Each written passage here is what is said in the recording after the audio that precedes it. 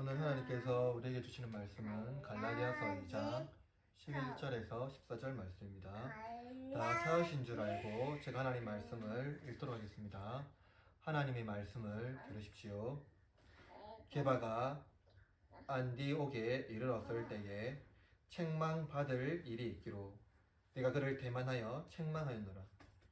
야보고에게서 온 어떤 이들이 이르기 전에 게바가 이방인과 함께 먹다가 그들이 오매 그가 할례자들을 두려워하여 떠나 물러가며 남은 유대인들도 그와 같이 외식하므로 바나바도 그들의 외식에 유혹되었느니라. 그러므로 나는 그들이 복음의 진리를 따라 바르게 행하지 아니함을 보고 모든 자에게서 게바에게 이르되 내가 유대인으로서 이방인을 따르고 유대인답게 살지 아니하면서 어찌하여 억지로 이방인을 유대인답게 살게 하려느냐 하였노라. 네, 우리는 지금 갈라디아서 말씀을 살펴보고 있습니다. 오늘 갈라디아서 네 번째 시간으로서 복음의 진리를 위한 담대한 용기라는 제목으로 하나님 말씀을 선포하겠습니다. 오늘 본문은 바울과 베드로가 서로 간에 입장 차에서 비롯된 것으로 볼 수 있지만 이 본문은 이 바울이 이 베드로를 책망하는 장면으로 기록되어 있습니다. 물론 갈라디아서의 저자가 바울이기 때문에 그죠? 이 바울의 입장이 더 강하게 드러날 수 있는 것으로 이해될 수 있습니다. 따라서 이와 같은 맥락에서 베드로의 전철을 밟았던 바나바의 기록이 있다면 이 사건을 어떻게 이해할지 더욱 명확해질 수 있다는 것이 현대의 어떤 비평학자들의 주장입니다. 그러니까 이 갈라디아서가 바울이 기록한 바울 서신이기 때문에 바울의 입장만이 표기되지 않았는가, 그래서 다른 입장인 바나바의 입장이 있으면 더 균형 있게 볼 수 있는가 하는 것이 현대 비평학자들의 주장이라는 거예요. 근데 이것은 문학 비평이라고 하는데 바나바의 서신에 대한 기록이 없고 본문에 대해서 비교할 문학 작품이 없기 때문에 이 본문은 문맥에 따라서 해석을 할 수밖에 없습니다. 특히 우리는 이 비평학에 대한 영향으로 성경의 진리에 대하여 오해할 수 있으므로 성경 전체에서 말씀하시는 하나님을 발견해야 하며 모든 서사를 통해서 하나님께서 행하시는 그 사건을 이해해야 합니다. 하나님은 그 복음의 서사를 위하여 바나바를 주요 인물로 그 하나님의 서사에 등장시키지 않고 바울을 주요 인물로 등장시킵니다. 그리고 바울 작품 외에 그 작품에 위배되거나 혹은 도전되는 작품은 교회사에서 제외시킵니다. 정경으로 채택하지 않는다는 거예요. 하나님께서는 왜 바울을 통하여 말씀하셨고 그를 통하여 성경을 기록하셨는지, 또 성경을 읽을 때에 하나님을 제1저자로 이런 문맥 안에서는 이해하는 것이 중요합니다.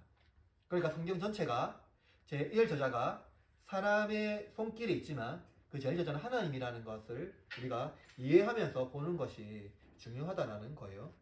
따라서 우리는 서사를 통하여서 섭리하시는 하나님의 활동으로 이 본문을 조심스럽게 해석해야 합니다. 그렇다면 여러분, 이제 바울과 이 바나바의 입장 차이, 그리고 바울이 이 베드로에 대한 태도를 제거한다면 이 베드로를 책망하는 이 바울의 순전한 의도를 발견할 수 있을 것입니다. 그것은 복음의 진리를 수호하고자 하는 바울의 용기입니다. 이 본문의 현장은 안디옥인데요. 이 안디옥은 성경에서 말하니까 수리아라는 안디옥인데요. 모든 종교와 문화, 사상에 관대한 도시였습니다. 특히 안디옥은 수많은 유대인들이 이주민으로 살고 있는 도시였습니다. 당시의 안디옥은요, 로마, 알렉산드리아, 그리고 다음으로 거대한 도시 제국이었습니다. 안티아키아라고 하기도 했는데요. 오늘날 시리아라는 나라에 있는 도시입니다. 지금은 황폐하지만 당시에는 최고의 번영을 누리던 그러한 도시였습니다. 여기에서 이 안디옥에서 복음을 수호하지 못하게 된다면 기독교는 어떻게 됐습니까? 기독교는 유대교에서 벗어날 수 없는 유대교의 한 종파 정도에 불과하게 될 것입니다. 따라서 이 관영의 도시, 그러니까 안디옥에는 여러 관영이 있었고요. 그러니까 여러 종교가 있었고 그 관영의 도시에서 이 바울의 복음이 바울은 이 복음의 관용성에 대한 그 오해하는 유대인들에게 이 복음은 속박하는 것이 아니라 예수 그리스도의 자유를 선언하는 것임을 증명합니다. 이 복음을 위하여 바울은 외부의 압력에 위축되지 않으며 그들의 가슴에 속박되지 않고 담대하고 용기 있게 복음을 수호하려고 전한다라는 것입니다. 그래서 제가 여러분에게 설교하고자 하는 주제는 이것입니다. 그리스도인은 복음의 진리를 수호하기 위하여 담대한 용기가 필요합니다. 오늘 본문의 말씀을 통하여 복음의 진수를 함께 깨닫는 시간이 되길 바랍니다. 세 가지 대지로 말씀을 전합니다. 첫째는 바울의 소심함을 책망하는 바울입니다. 본문의 사건이 되는 배경은요, 베드로라 하는 이 게바가 안디옥에 이르렀을 때입니다. 이 바울은요, 베드로가 안디옥에 이르렀던 그 시점을 불확실하게 기록하고 있습니다. 그러니까 그 시점이 언제다라고 명확하지 않고요, 불변화사를 이제 이 시점을 하고 있는데요. 이 베드로가 언제 안디옥에 이르렀는지 바울은 설명하지 않고 또 성경의 기록도 찾아볼 수는 없습니다. 그러나 본문의 문맥상 이 바울의 논증이 지속되고 있죠. 그리고 아마도 본문의 시점은요, 바울의 논증이 지속되고 있기 때문에 예루살렘 공의의 이전으로 보는 것이 맞아 보입니다. 본문의 주요 사건은요, 뭡니까? 이 바울이요, 베드로를 책망하는 장면입니다. 오늘 본문 2장 11절 말씀인데요. 한번 읽어볼까요? 2장 11절 말씀. 시작. 게바가 안디옥에 이르렀을 때에 계속 책망하는 말씀하세요. 자들 일이 있기로 내가 그를 대면하여 책망하였노라. 예, 어떤 사람이든 책망받는 것을 즐거워하는 사람은 없습니다. 특히나 동료에게 책망받는 일로 자존심 상하는 일은 허다한 문제이죠. 단순한 문제입니다. 더욱이 하급자가 상급자에게 책망하는 일은 더욱이 문제가 됩니다. 특히 이 바울과 베드로의 관계를 볼 때 이것은 오해의 소지가 충분히 있습니다. 그러나 우리가 이전 설교에 살펴본 것 같이 베드로와 바울은 무엇이었습니까? 서로 동력자였으며 예수 그리스도 안에서 하나 된 형제였습니다.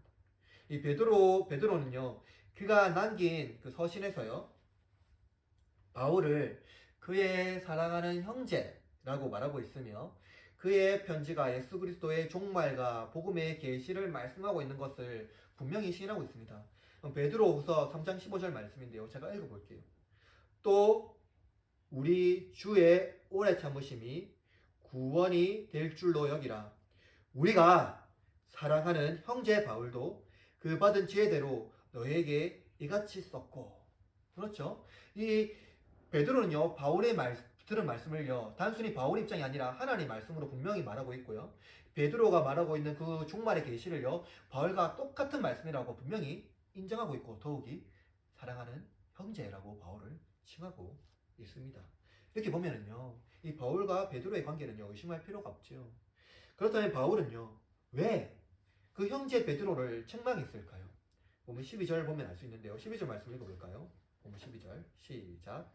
야고보에서 온 어떤 이들이 이르시되 게바가 이방과 함께 먹다가 그들이 오매 그가 할례자들을 두려워하여 떠나 물러가매. 여러분, 본문은요, 야고보에게서 온 어떤 이들이 베드로에게 이르기 전에라고 말하고 있죠. 그렇죠? 그러니까 여러분, 배경을 제시하고 있는데요. 이 뭡니까? 베드로는 당시 무엇을 하고 있었냐면은 이방인과 함께 식사하고 있던 상황으로 묘사됩니다. 그죠? 그런데 바울은요, 베드로가 그 할례자를 두려워했다라고 상황을 이제 설명하고 있어요. 이에 대한 결과로서 어떤 결과가 나타났습니까? 베드로가 그 식사 자리를 떠났다라고 이 본문은 이제 그 사건, 그 상황을 설명하고 있습니다. 그래서 한번 봅시다. 야고보에게서 온 어떤 이들은 누구입니까? 여러분, 지금 야고보는 어디 교회 대표자입니까? 지난주 설교 보니까 예루살렘 교회의 대표자입니다. 그죠? 그러니까 이 야고보에게서 온 사람들은 어디서 온 사람들입니까? 예루살렘에서 온 사람들입니다. 그리고 온 사람들인데 특별히 이들은 할례자예요. 그러니까 이전에 우리가 살펴본 바대로 거짓 형제, 극단주의적인 바리새파들이 예수 그리스도를 믿은 자들입니다. 그런데 이들이 야고보에 파송된 자들이라고 말합니다. 여러분 기록에는 없지만 문맥과 사도행전의 기록의 정황으로 보면은요, 야고보는 거짓 형제들과, 그러니까 지금 본문에서 말하고 있는 이들과 아무런 관련을 맺지 않습니다. 그러니까 이미 야고보는 그들과 어떠한 신앙적 관계를 맺지 않는다라는 거예요. 다만 지금 이제 야고보에게서 왔다고 주장하는 이들이요, 예루살렘 교회의 대표자로 있는 야고보의 이름을 사용하여서 무엇을 하고 있습니까? 자신들의 권위를 높이려고 하는 거죠. 그죠? 이러한 권위를 높이려고 하는 태도는요, 이들이 이미 그들의 어떤 정황 안에서 이미 보여졌던 사건들입니다. 그리고 이들이 안디옥으로 예루살렘에서 안디옥으로 오고 있다는 소식을 이제 그들이 이제 다 도착하기 전에 베드로가 이미 전에 들었던 것으로 보입니다. 그 소문을 들었던 거죠. 그때 베드로는요, 이방인들과 식사하고 있었습니다. 이때 이 식사하다 먹다라는 동사가요, 미완료로 되어 있는데요. 이것은 무엇입니까? 이것은 베드로가 이방인과 식사하는 것을 그냥 아주 자연스럽게 일상의 반복적인 습관적인 식사의 태도였다라는 거예요. 그게 거리낌이 있는 것이 아니라 그냥 아주 자연스러운 식사의 행위였다라는 겁니다. 베드로는요, 이방인과 식사를 즐겼고요. 기록에는 없지만 아마도 이들과 함께 성만찬을 했을 것입니다. 여러분, 초대교회 성장에서 식사는요, 매우 중요한 그 의식이었습니다. 이미 다 알려진 사실입니다. 식사는요, 초기 교인들이요, 함께 식사를 나눌 때 그냥 식사만 한 것이 아니라 성만찬을 즐기며 함께 하나님에 대해서 얘기하고 예수 그리스도의 복음에 대하여 간증하는 그러한 의식을 나누었던 것이죠. 간증과 찬송과 그러한 것들이 그 식사의 자리에서 함께 풍성히 누렸던 그 식사의 장소였습니다. 여러분, 한번 상상을 해봅시다. 1세기죠. 당시에 TV나 매체나 이런 것들이 없어요. 저희들이 할 수 있는 문화라는 것은 식사와 함께 담화밖에 없었습니다. 그 담화를 통해서 자신의 삶을 나누고 그 식사의 교제를 하면서 함께 찬송하며 서로 위로하고 격려하는 것, 그것이 바로 그들의 식사의 어떤 형태였다라는 거예요. 그런데 베드로가요, 이방인과 식사 중에 그만 자리를 들고 나간 거예요. 기록에 보면 베드로는 유대주의자들이 두려워서 나갔다라고 기록하고 있습니다. 물론 베드로가 두려워한 것은 이해할 수 있습니다. 그러나 베드로가 지금 이방인과 식사하고 있는 상황에서 유대주의자들, 그러니까 유대주의 그리스도인들을 두려워하여 식사 자리에서 떠나는 것은요, 어떠한 것을 불러일으킵니까? 이방인들과 분리되어서 자신도 뭡니까? 지금 오고 있는 유대인들과 같은 유대인이라는 견해를 형성할 수 있는 위험한 행동이죠. 왜냐하면 왜 그렇습니까? 바울도 유대인이에요. 그러니까 그들도 충분히 그러한 형성을 할 수 있고 그런 오해를 가질 수 있다는 겁니다. 또한 왜 그렇습니까? 바울의 위치가 어떻습니까? 바울은요, 복음을 맡은 사도입니다. 이방인들에게 자신의 행동에 대하여 지대한 영향을 줄 수 있기 때문이에요. 이것은 지금까지 바울과 그의 동역자들이 수고한 복음의 사역을 무너뜨릴 수 있는 행동이기 때문입니다. 베드로는 이미 실패한 경험이 있습니다. 그는요, 요종이 무서워서 예수님을 비판한 적이 있죠. 베드로의 기질은요, 여전히 소심한 두려움을 가진 사람으로 묘사가 됩니다. 그러나 베드로는 자신의 연약한 기질을 잘 다루어야 했습니다. 그는 소심하게 물러서는 것이 아니라 이제 복음을 맡은 자로서 담대히 유대주의자들과 맞서 자신의 양떼를 보호해야 했습니다. 복음을 맡은 자로서 담대한 용기는 매우 중요합니다. 복음은 모든 것을 이길 수 있는 능력이 있습니다만 우리가 복음을 의지하지 않을 때 두려움과 공포가 몰려옵니다. 그러나 복음을 의지할 때 우리의 영혼은 담대한 기질을 얻게 됩니다. 우리가 강해서가 아니라 내 속에서 역사하시는 성령께서 우리를 인내의 기질로 변화시켜 주실 것이기 때문입니다. 그러나 만약 복음을 의지하지 않을 때 우리는 어떻게 될까요? 본문은 베드로의 소심한 태도로 인한 그의 행동이 그의 형제들과 동력자들에게 지대한 영향을 주었다는 것을 기록하고 있습니다. 그렇다면 그는 어떤 영향을 주었나요? 둘째입니다. 베드로의 소심함에 대한 결과입니다. 이 베드로의 소심함은요, 결국 남은 유대인들과 심지어 바나바에게도 영향을 주었습니다. 본문 13절 말씀 한번 읽어볼까요? 시작. 남은 유대인들도 그와 같이 외식함으로 바나바도 그들의 외식에 유혹되었느니라. 이 베드로가 이방인들에게 거리를 두자요, 그 행동이 여러 가지로 영향을 주었습니다. 먼저 남은 유대인들은 누구입니까? 이들은 아마도 유대인 그리스도인이죠. 유대파 그리스도인입니다. 그러나 이들은요, 바리새파에 속한 유대인 그리스도인은 아닙니다. 그죠? 이들은 할례자와 관련이 없이 이들도, 그러니까 남은 유대인이라고 말하는 이들도요, 이방인들과 함께 교제하며 이 베드로의 가르침에 동의했던 사람들, 그리고 이방인들과 함께 성만찬을 지냈던 형제들입니다. 이들은 안디옥 교회에 출석하면서 이방인들과 거리낌 없이 교제하며 형제를 누렸던 사람이죠. 즉 이들은 이 바울의 열배기도 한 사람들입니다. 그런데 이들 중에 이 분열의 조짐이 보입니다. 남은 유대인들이 이방인 그리스도인들과 거리를 두게 된 거예요. 이들의 행동은 교회의 분열과 심지어 기독교 신앙의 분열을 일으키게 됩니다. 왜냐하면 이들의 문제는 어떤 정치 혹은 심리적인 문제가 아니라 구원과 관련한 교의의 문제이기 때문입니다.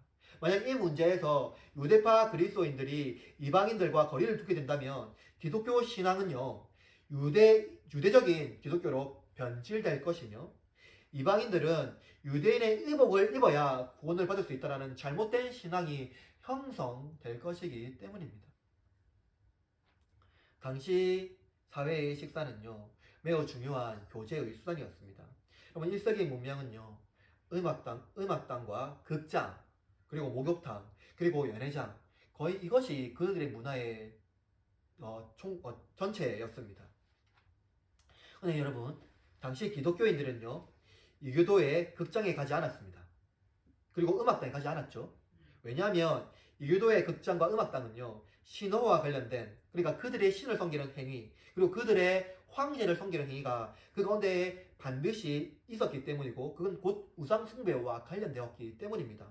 그리고 목욕탕, 무엇입니까? 모든 음란한 것들의 집합체였습니다. 이교도의 연회장은요, 사치와 향락의 장소였습니다. 이들은 부와 명예를 추구하며 그것을 자랑하기 위하여 연회를 누리고 또 그것을 열었습니다. 기독교인들은 그들의 장소에 가지 않았습니다.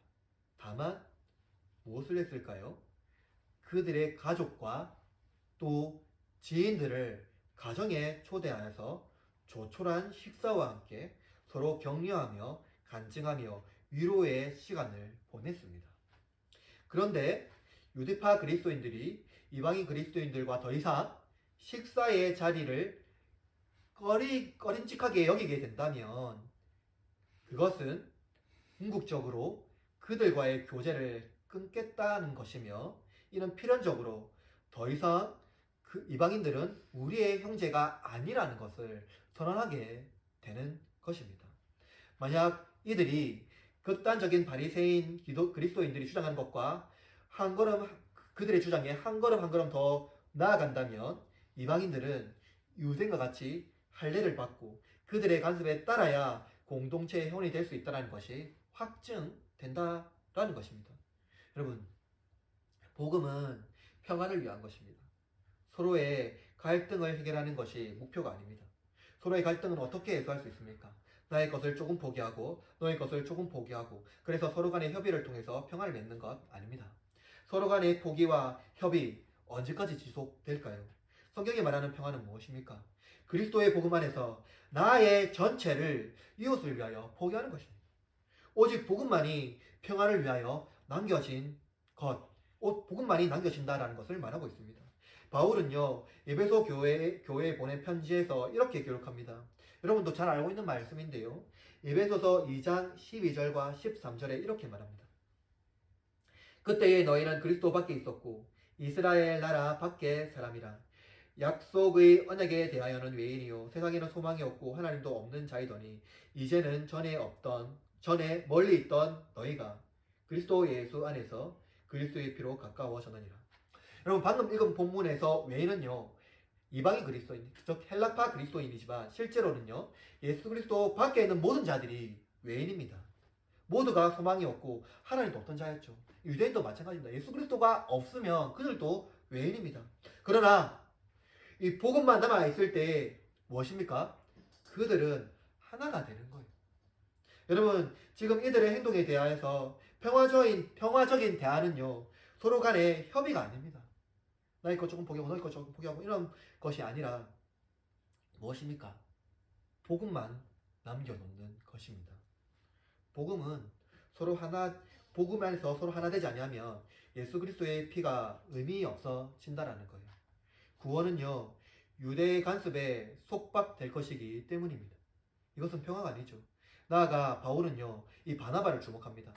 여러분 한글 성경에는요 기록되어 있지 않지만 헬라어 원문에는요 이 바울의 심리가 매우 놀라게 된 것으로 기록하고 있습니다. 그는 이렇게 말합니다. 심지어 바나바까지도 라고 원문에서 기록하고 있습니다. 그 이유는 바나바는 바울과 함께 전도 여행을 다니며 복음에 대하여 잘 알고 있었기 때문입니다. 바나바가 바울을 초청했지요. 그리고 바나바는 바울과 함께 다니면서 바울의 복음에 동의했을 것이며 또한 그러한 친술한 아주 친밀한 교제, 복음의 교제를 함께 누렸을 것입니다. 이들의 친교가 복음의 연대를 이루는 사역의 기초였습니다. 그리고 바나바는 유대인이었지만 또한 예루살렘 출신이 아닙니다. 사도행전 4장 36절에 보면 이 바나바의 출신이 기록되어 있는데요. 이렇게 기록하고 있습니다. 구브로에서 난 레위족 사람이 있으니 이름은 요셉이라. 사도들은 일컬어 바나바라 번역하면 위로의 아들이라 하니 라고 기록하고 있습니다. 이 바나바는 구브로 지금 이제 키프로스라는 지역인데요. 그 지역 출신이며 레위시파 사람입니다. 이 바나바의 본명은요 요셉이며 사도들은 그를 위로의 아들이라는 이름으로 바나바를 불렀습니다. 여러분 그는 예루살렘 교회 출신도 아니며 베드로와 어떤 밀접 관계도 없었을 것입니다. 이 복음은 누구에게도 차별이 없다라는 것을 바나바는 누구보다도 잘 알고 있었습니다. 그런데 바나바는 그가 잘 알고 있는 진리와 반대로 행동했습니다. 그가 위로의 아들이라는 기질 때문인지 정확하게 알 수는 없지만 그의 행동은 궁극적으로 평화를 위한 행동이 아니었다는 거예요. 바울은 남겨진 유대인들과 바나바에게 위선이라는 단어를 씁니다. 외식이라는 단어, 그건 위선이라는 단어이죠. 베드로의 행동은 놀라운 파멸을 가져왔습니다. 그것은 교회의 조그만한 분열이 아니라 기독교 교회의 심장을 멈추는 행동이었습니다. 기독교는요, 유기적 공동체로서 기독교의 생명력은요, 예수 그리스도, 오직 예수 그리스도의 복음 안에 있습니다. 예수 그리스도의 십자가의 구원, 그리고 부활과 다시 오심, 이러한 것들을 믿지 아니하면 우리의 복음의 능력은요, 생명이 없는 것이죠. 예수께서는 외식하는 자들의 마음과 행동을요, 본받지 말라라고 말씀하셨습니다. 그러나 이들은 율법주의자들의 이목을 두려워했으며 그들의 원하는 방식으로 위선을 행동으로 옮겼습니다. 결국 모두가 외식하는 자가 된 것입니다.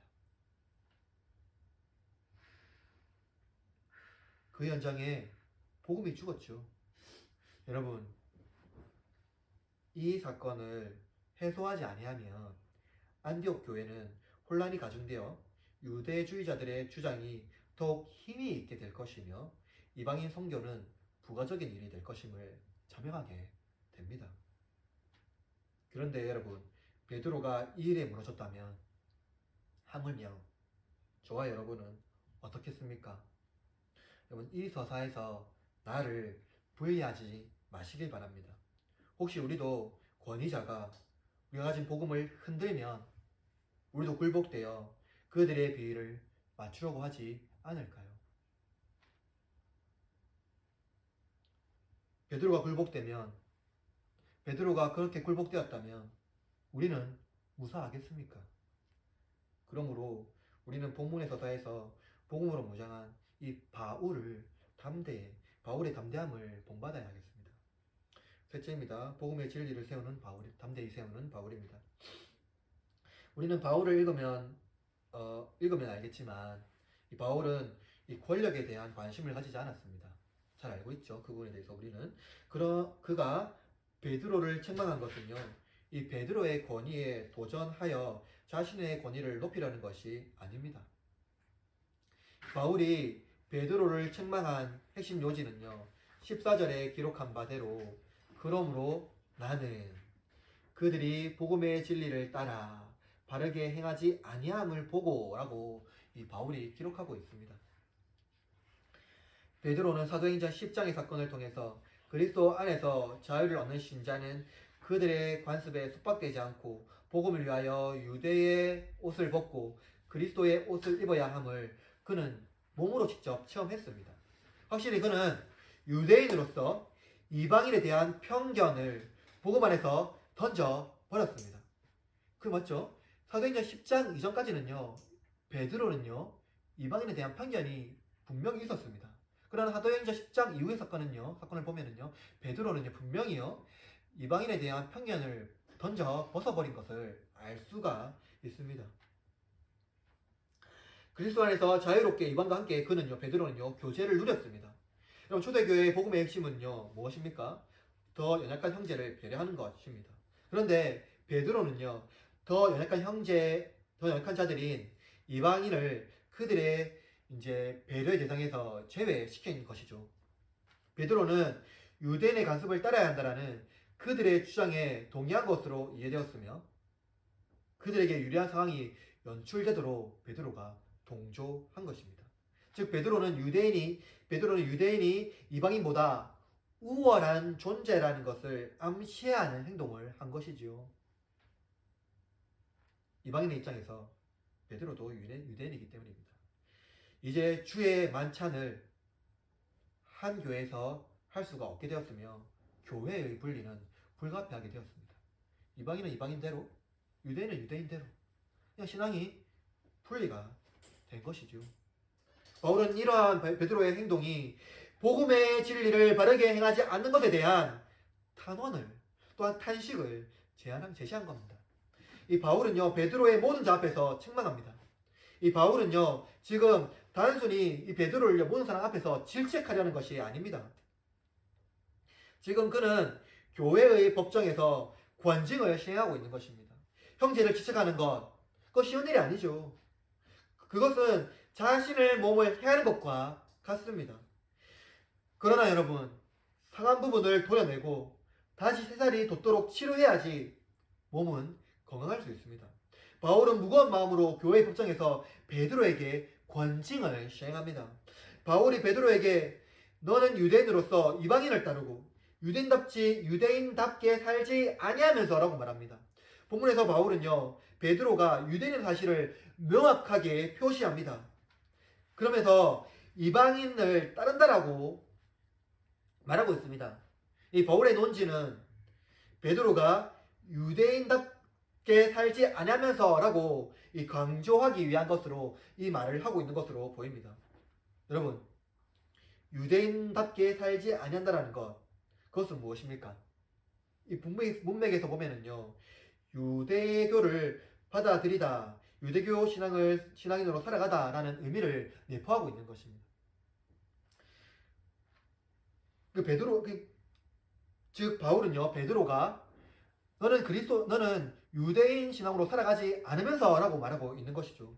그러나 여러분 베드로는 유대적 관습에서 이미 자유를 얻었고 무엇입니까? 그는 이방인의 삶을 따르고 있다는 것을 바울이 증명하고 있는 것입니다. 이방인을 따른다는 그것은 이방인과 같이 생활하고 있다는 것을 말씀하고 있습니다. 이방인의 관습과 문화가 베드로에게 걸림돌이 된 것이 아니라는 것이죠. 즉 바울은 유대주의자들이 볼 때 베드로의 삶은 유대인과 같은 삶이 아니라는 것입니다. 누구보다 베드로는 담대했어야 했습니다. 그가 이방인과 같이 식사하는 것은 신앙 행위였습니다. 예수 그리스도의 사도로서 예수님의 양떼를 맡은 청지기로서 사명을 다해야 했다라는 것이죠. 다윗과 같이 늑대와 사자들이 그의 목장에 나타나면 용맹하게 싸워서 양떼들을 보호해야 했습니다. 그러나 베드로는 도망가 버렸습니다. 양떼들은 혼란이 가중되었고 이제 그들의 보호자가 사라진 것이죠. 따라서 바울은 베드로에게 어찌하여 억지로 이방인을 유대인답게 살게 하려느냐라고 의문을 제시하고 있는 것입니다. 여러분, 바울이 베드로를 책망하는 행위에 집중하다 보면은요, 그의 예절에 관심을 가지게 됩니다. 그러나 바울이 복음에 대한 바른 이해와 예수 그리스도 양떼를 지키기 위한 용맹으로 이해한다면 그의 행동은 올바른 것이었습니다. 이 바울은 형제의 질타를 좋아하는 사람이 아닙니다. 그는 본서신 6장 1절에 이렇게 기록합니다. 갈라디아서 6장 1절에 형제들아 사람이 만일 무슨 범죄한 일이 드러나거든 신령한 너희는 온유한 심령으로 그러한 자를 바로잡고 너 자신을 살펴보아 너도 시험을 받을까 두려워하라. 바울이 같은 편지의 내용에 왜 이렇게 상반되는 말씀을 기록했을까요? 사실 상반되는 것이 아닙니다. 범죄한 것, 그것은 자신의 가오, 이웃에게 해를 끼치는 것과 관련하여 사람의 잘못을 말합니다. 우리는 다 실수할 수도 있고 알면서도 죄를 짓습니다. 그러나 복음을 변절시키는 죄는요, 복음을 부끄러워하는 치명적인 죄입니다. 이 복음은 부끄러운 것이 아니죠. 여러분, 우리는 어떤 옷을 입고 있는 것이 중요한 것이 아닙니다. 우리는 한국 사람이기 때문에 한국적인 옷을 입고 있을 수 있습니다. 우리 교회가 한옥같이 지어졌다고 해서 우리 관계상이 어떠한 한국적인 형상을 가지고 있다고 해서 그게 문제가 되는 것은 결코 아닙니다. 무엇이 문제입니까? 우리의 삶의 동인의 근본적인 원인자가 누구인지가 중요합니다. 우리 삶의 의미가 무엇인지, 우리가 무엇을 위해서 가고 있는지, 우리 삶을 이끌어가는 근본적인 동력이 무엇인지가 중요하다는 것이죠. 그리고 그 동인에 의해서 어떠한 삶을 살아가는지가 중요하다는 것입니다. 억지로 이방인을 유대인처럼 살게 하는 것은 이방인보다 유대인이 더 높은 위치에 있다는 것을 주장하려는 태도입니다. 우리는 이런 태도 이미 근대사에서 많이 경험했습니다.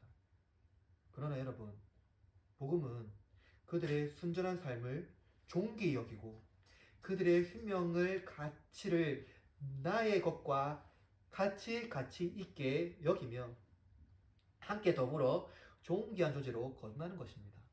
무엇으로요? 어떠한 간습과 어떠한 행위가 아니라 예수 그리스도 십자가의 복음, 그 복음만 남겨놓는 것을 말합니다. 베드로는 아마도 바울의 권징 이후에 본격적인 예루살렘 공회에서 발언한 이 바울의 책망을 이 베드로가 아마 기억한 것으로 보이는데요. 이 베드로는요, 유대주의자들에게 이렇게 공포한 바가 있습니다. 이미 지난주에 살펴봤는데요. 사도행전 15장 10절에 이렇게 말합니다. 그런데 지금 너희가 어찌하여 하나님을 시험하여 우리 조상과 우리도 능히 매지 못하던 멍에를 제 아들의 목에 두렸느냐. 예. 이 사건이, 오늘 읽었던 사건이 예루살렘 공의의 사건 이전에 있는 것으로 이해되므로 아마 베드로는요, 이 바울의 책망을 가슴 깊이 새기고 다시는 그러한 것들로 회개하지 않는 그런 이제 행태로 돌아가는 것을 알 수가 있는 것이죠. 그럼 성경에 기록은 없지만 베드로는 이 바울의 권징을 아마 가슴 깊이 새기고 그리스도의 사도로서 담대한 믿음을 가지고 살아낸 것으로 보입니다. 그럼 바울은 또한 어떻습니까? 바울의 용감한 태도는요, 오늘날 복음을 위하여 달려갈 우리의 사명의 어떠한 그림자를 제시해 줍니다. 그는 복음을 부끄러워하지 않았죠. 로마서 1장 16절에 이렇게 말합니다. 내가 복음을 부끄러워하지 아니하노니 이 복음은 모든 믿는 자에게 구원을 주시는 하나님의 능력이 됩니다. 먼저는 유대인에게요, 그리고 헬라인에게로다. 바울은요, 이 복음의 담대한 능력을요, 유대인에게 국가시키지 않습니다. 그럼 헬라인이라고 말하는 건요, 모든 이방인 전체를 말합니다. 당신은 지중해 세계가 모든 세계였기 때문이죠. 그러니까 중요한 것은 무엇입니까? 담대한 용기. 복음에 달려갈 담대한 것은요, 유대인에 국한된 것이 아니라 모든 믿는 자에게 함께 있는 것을 말하고 있는 것이죠. 여러분, 이제 우리는 담대한 용기를 얻으시길 바랍니다. 이 복음의 진리를 수호하기 위해서 담대한 용기가 필요합니다. 우리는 삶의 현장에 언제 있든지 우리를 굴복시키려 하는 수많은 사건들이 있고 유혹들이 있지만 담대한 용기를 얻으시길 바랍니다. 말씀을 마무리하겠습니다. 사랑하는 형제자매 여러분, 우린 복음의 수고를 위하여 수고한 사도들에게 빚을 지고 있습니다. 그들의 수고와 힘 덕분에 우리는 복음의 좋은 자리에서 살아갑니다. 그러나 오늘 현대사회는요, 다른 측면에서 복음적인 삶을 살지 못하게 합니다. 심지어 복음을 부끄러워하게 하며 이 복음의 능력을 훼손하고 있기 때문이죠. 복음이 우리에게 주어졌고 우리 산명이 담담에도 불구하고 여러 가지 상황과 환경 때문에 짓눌려서 복음을 담대하게 실천하지 못할 때가 많이 있습니다. 거칠고 사나운 자들이 우리의 기세를 꺾으려 할 때 복음으로 무장하여 담대한 기질로 승리하시기를 바랍니다. 혹시나 여러 가지 부드러운 유혹으로 우리를 다가올 때 그것을 말씀으로 거부하시길 바랍니다. 하나님은 사람의 외모를 중요하게 생각하지 않으시며 한 사람의 존재에 대하여 애정과 관심을 쏟으신다는 것을 여러분 믿으시기를 바랍니다. 따라서 우리가 그리스도인답게 살아가는 것이 아니라 그리스도인으로 살아가는 것, 너도 함께 그리스도인으로 살아내는 것, 그러한 성도들이 우리 흐르는 장로교회 성도가 되기를 바랍니다. 그래서 그리스도인답게 살아내려고 하는 어떠한 구속의 장치로 우리를 구속시키려는 것이 아니라 나도 그리스도인으로 살아내고 너도 그리스도인으로 살아내고 함께 더불어서 그리스도인 살아내고 이 복음의 능력만 함께 남겨놓는 그러한 복된 한 주의 삶, 그래서 누구도 구속하지 않고 예수 그리스도 안에서 자유를 누리는 복된 한 주의 삶이 되시기를 주님의 이름으로 축원드립니다. 아멘.